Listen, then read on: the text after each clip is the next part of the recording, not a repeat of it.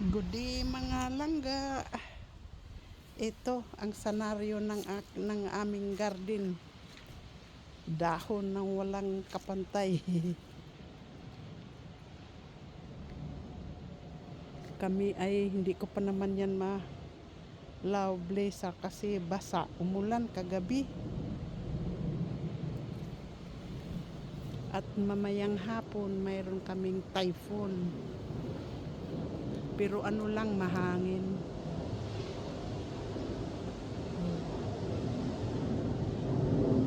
May eroplanong dumaan. O yan, yung mga dahon ay sumasayaw. Oh. Nagparamdam na padating na si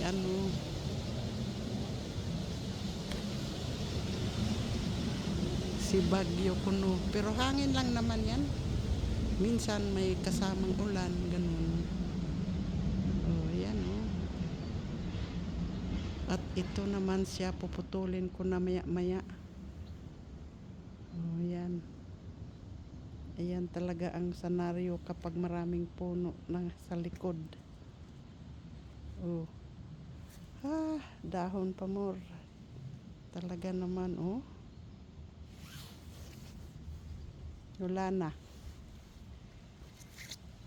Marami na naman akong walisin dito. Ay.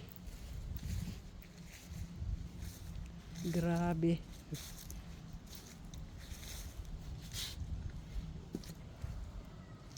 Tingnan ninyo mga migang mga kahoy oh.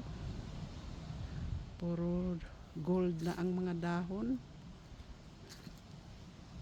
Pero itong isa, hanga naman ako. Mag-negative. Ganon at ganon din yan siya. Kaya yan. Green na green talaga. Grabe, hanga ako sa kahoy na yan. Pero yung iba, pag kalansay na yan, ay naku po, ang aking walisin. Tapos, yung pa isasako ko pa yun, gugupitin ko pa yun. Daming trabaho. Ayan oh. Gugupitin ko yan maliliit kasi nagagalit yung asawa ko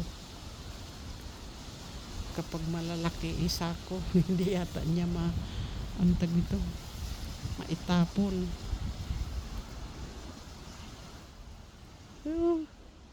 Di para na sumasayaw talaga oh. Sumasayaw ang mga sanga ng kahoy. Ito, nako, matagal pa ito makalbo. Kasi hindi pa siya dilaw, hindi kagaya ng isa o dilaw na. Malakas ang hangin dito ngayon. Ayan oh.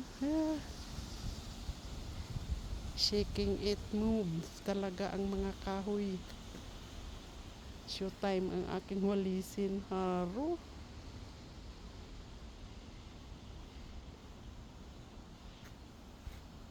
Okay. Maganda ang panahon namin, pero mamayang hapon daw. May storm. Katakataka naman oh. Maaraw, pero hindi magtagal ito, mawawala na ito. Ay, ang ganda na tingnan itong nanilaw na kahoy. Dahon niya puro dilaw na. Oh. Wala nang mapili. Salamat po sa panood.